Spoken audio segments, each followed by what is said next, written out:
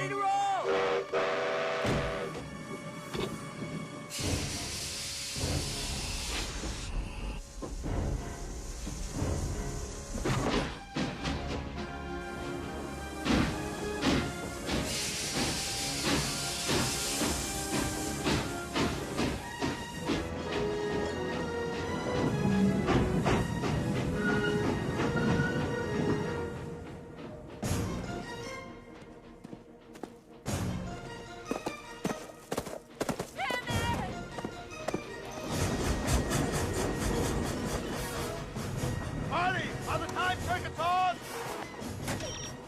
Check, Doc.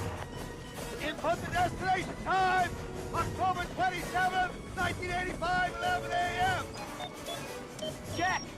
Okay, we're cruising at a steady 25 miles an hour, Doc. I'm throwing in the crystal logs!